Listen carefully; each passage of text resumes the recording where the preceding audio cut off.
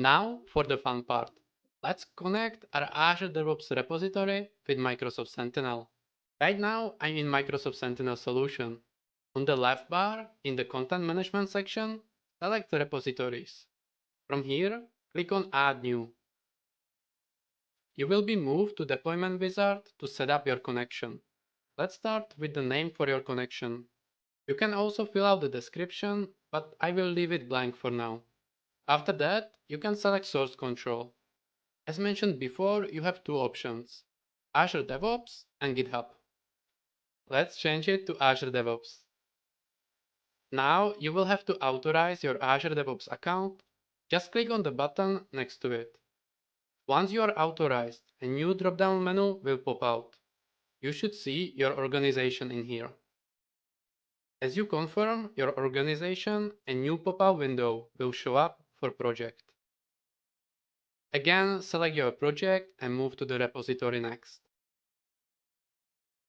If you followed previous video, you should see the main branch in here as well. Lastly, you have the options to select content type. You can deploy analytics and automation rules, hunting queries, parsers, playbooks, and workbooks. Let's select everything. And now we can create our connection. Give it a couple of minutes. It has to create our pipeline, PowerShell script, and credentials. Actually, let's check our repository in the meantime. Go to the project and navigate to repository.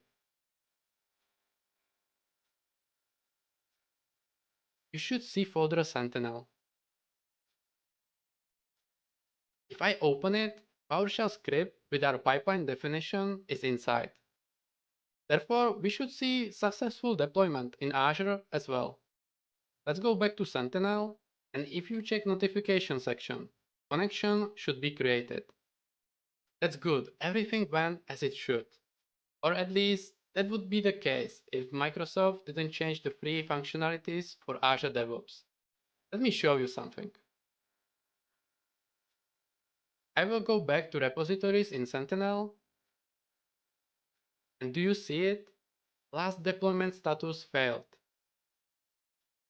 This is because our organization doesn't have the parallelism functionality enabled. I will show you what you can do about it in the next video.